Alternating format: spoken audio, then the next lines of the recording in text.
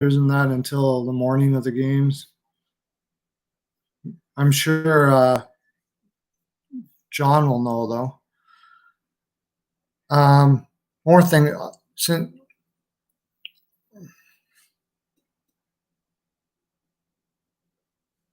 the hockey game. Oh, okay. Uh, I'll look that up for you in a second here. In the hockey game,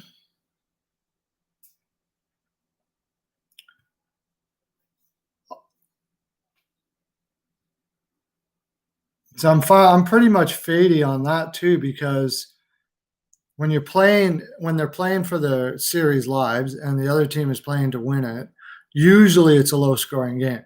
But with Dallas and Tampa, you never can tell. Dallas, I'm thinking if they're going to give you 5 though.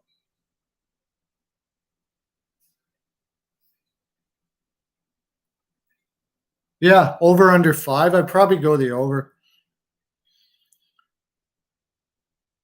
The over pays 176. I would probably go the over on that.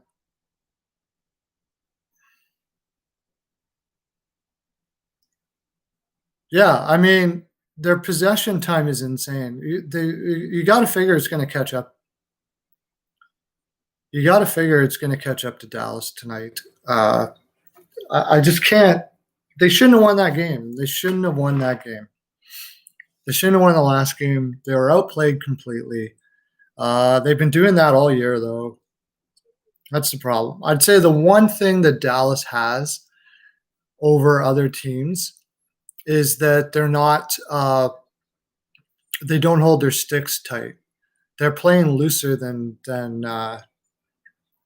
Tampa with their sticks. That's about the only advantage. And of course, Hudobin has been a beast too. So over what, 1.5 first period?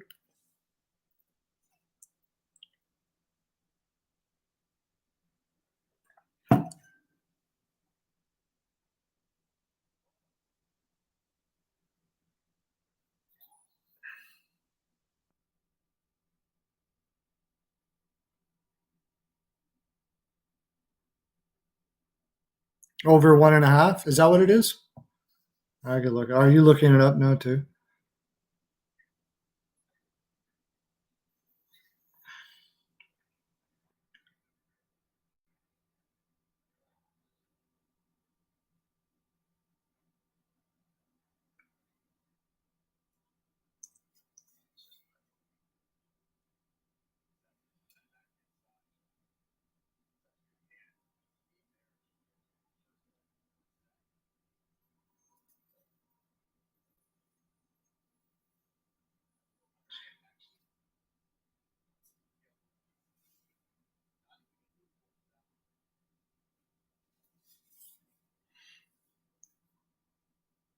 Well, then who? Oh, I guess you put Pajot there. Yeah, it's not a bad play, I guess. Put Pajot on the second line with Beauvillier and Eberle.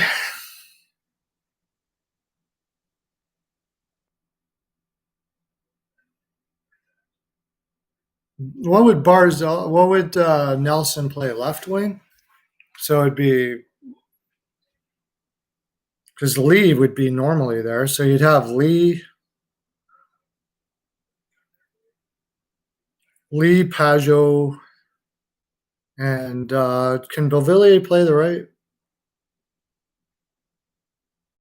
Oh, Nelson will play the right side. I don't know how he is on the right side. I thought he was. I thought he played left wing when he played wing. I could be wrong.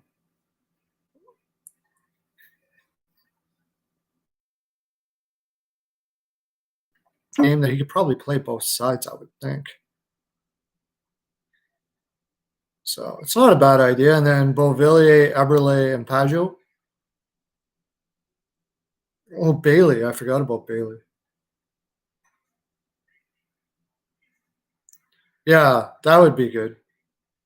Nelson, Barzal, and Bailey, and then Lee with Pajot and Beauvillier. Yeah, I think Beauvillier. Watch out for Beauvillier next year too. I've been talking about him a lot. I thought he was going to improve faster than he did, but he looked killer in the playoffs. He finally started growing into what I thought he would be earlier than he is. So he could be your saving grace. If Beauvillier can become like a 60-point player, 70-point player, I know if he can become more consistent, it would help the Islanders a lot because they wouldn't have to be so crazily looking for somebody to fill that top six. Um,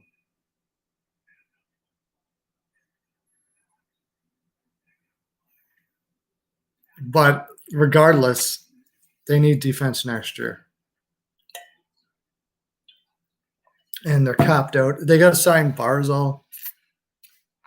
It's going to be a tough deal for the Islanders.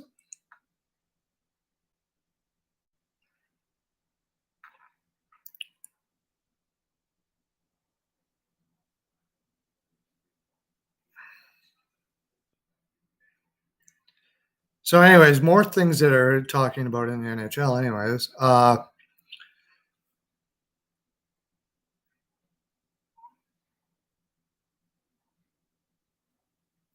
yeah, it doesn't scream. It depends too a lot on how Dobson progresses next year too. If Dobson can really become that number one, number two guy, then you can live with that. Letty though is dropping every year. He's on the downturn of his career. If they could find a home for Letty and fill out that with something else, that would be good. Because then that's the other thing. The Islanders, one of their biggest problems is they just don't have enough. They just don't have enough depth in their on their roster. They don't have many guys coming up that are going to be good. But more things I'm hearing. Shoot, sorry, Monfils just took the set. He was down. Bulbeck is getting anxious. Let's go like Boston. What's going to happen with Krug? That Boston's very interesting right now. I'm hearing a lot of trade rumors going on with Boston. They're trying. They want to solidify their top six.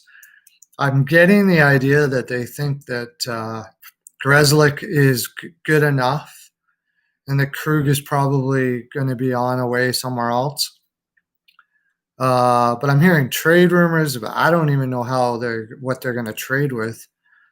As far as they do have some prospects and stuff like that, but I don't know who they go for. They don't have getting rid of Krug. They're probably going to go for a trade to improve their top six. I just have a hard time knowing. I'm having a hard time figuring out exactly where they're going to find that player.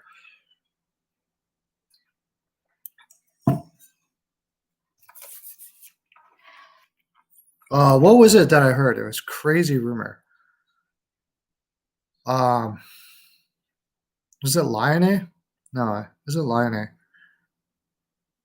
Because they got to sign DeBrusk. They could offer up DeBrusk, and they have some young defensemen coming up, and something like that for a Lione or something like that. But that I'm sure there's going to be teams that are going to offer more than that. Boston's very interesting. Actually, the whole league is very interesting what they're going to do this year. I mean, there's going to be so much movement. It's going to be incredible. No, dude, Bulbeck, don't screw me here, buddy. You got to win the set. You got to win the set.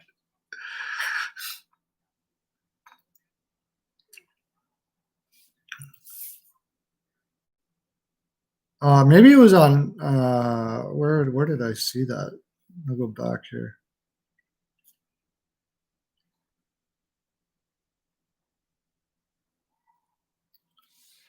So the NHL is saying now that they are considering options to help players and teams deal with flat cap. So that could be interesting. They may have like some sort of agreement that you can buy out players for, and the league will cover a certain amount or something like that. That could be interesting. Because the Islanders, for instance, would probably consider buying out Boychuk if they knew that they could have that. Yeah, the Isles definitely need that. There's a Philadelphia Flyers. My team definitely needs that. Oh, shoot.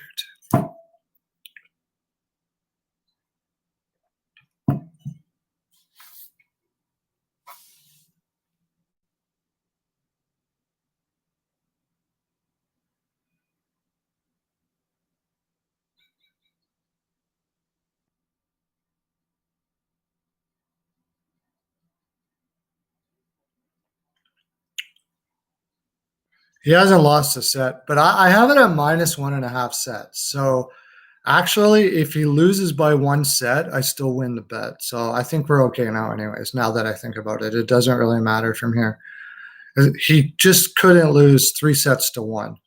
So since it's going to be going to 5 sets, I still win the bet. So it worked out all right.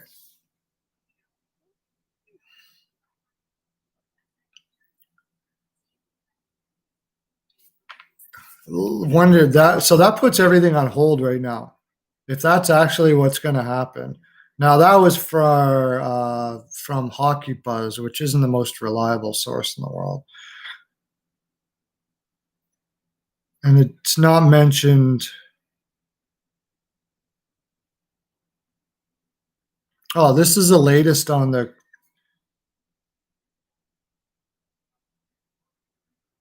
last offer for Krug was a 6-year contract at 6.5 million AV. That's just not going to cut it.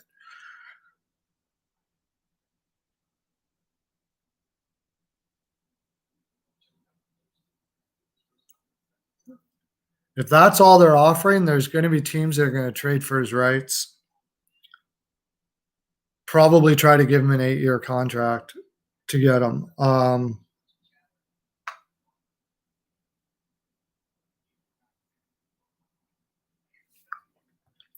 There'll be a lot of teams going after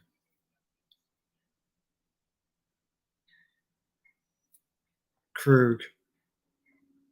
So that'll be interesting to see what happens with that. Everybody's saying that Krug will go back to his hometown in Detroit. I'm not sure about that. He could. It makes some sense. I mean, Detroit will eventually be a good team, and you get to be home, so it's possible that Detroit would do something like that. But I think if that's going to be the case, Detroit will probably just wait till free agency. They're not going to trade a pick to secure his rights to give him an eighth year. I doubt it. So if he's looking for an 8-year deal, it probably won't be in Detroit. But there will definitely be teams that will be lining up for Krug. That kind of an offensive defenseman would be, Philadelphia would be huge if they could get rid of some of their contracts. Like if they do some sort of buyout thing where they can get rid of Van Riemsdyk, I think they would be lining up. San Jose, who obviously is not rebuilding, they would be in there. There'd be a lot of teams interested in Krug, I would think, for sure.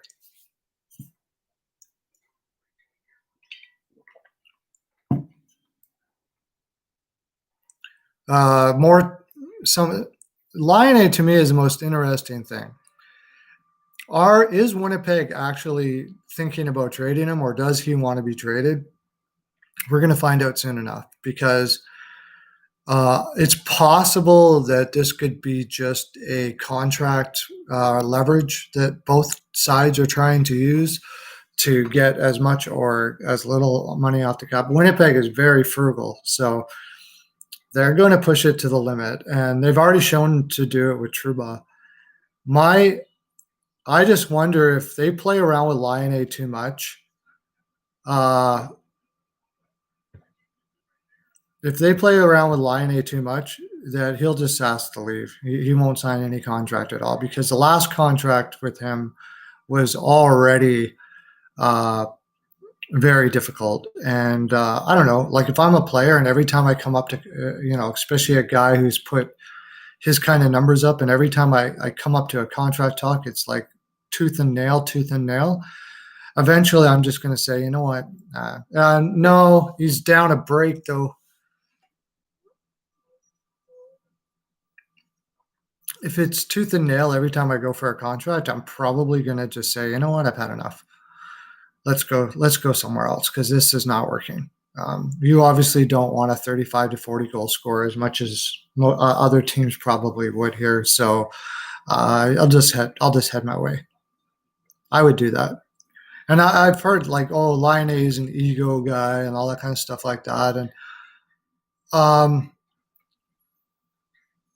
I kind of get the impression that that may be the case, but it's really hard to tell based on the fact that Winnipeg has done what they did. I think most players would be upset by now with the way Winnipeg's handled him. If they had his kind of talent, so it's hard for me to say.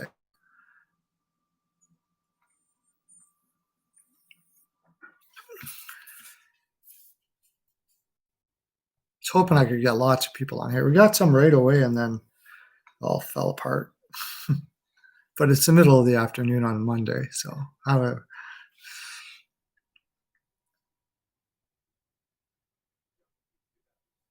I will. Were you on there, Kevin? Before we're like, did you go over to Steel Flyers and subscribe? Because we're going to be doing a lot of our lives on there from now on. So in the evening time when we do lives, we'll probably be going live tonight because it's probably the last game of the season. And then we could talk about that, like Tampa Bay. You want to talk about a player that if the Islanders can free up some contract, I would be looking at Chernak from Tampa Bay as much as I possibly can. That would be a perfect fit for the Islanders. Now the problem again is that giving up the first and second and everything you gave up for Pajot makes it a little difficult to get a guy like Chernak. I think if you do that, I don't know what kind of package the Islanders could give up for that because you don't want to give up Dobson. I'm not sure anybody's going to be all that interested in Aho right now. And I'm sure Tampa Bay would be looking for a young defenseman in return. So that might be difficult. And they don't want any cap back because they've still got to, even if they trade Chernak, which I think it's almost for sure they're going to do, they still got to get Sergachev under contract. So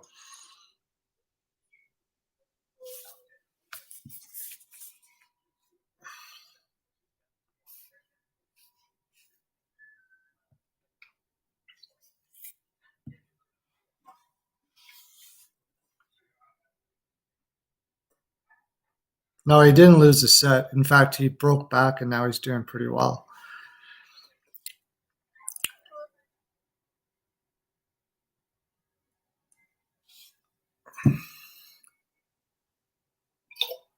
Anyways, I think I'm going to end it here. And thanks for coming in. I'm going to post this as a video and see how it turns out. I'll probably be going live tonight. Thanks for coming in, Kevin, and everybody else that came in. Awesome. Good times. That's my full 42. Have a great day. Lots of love to you.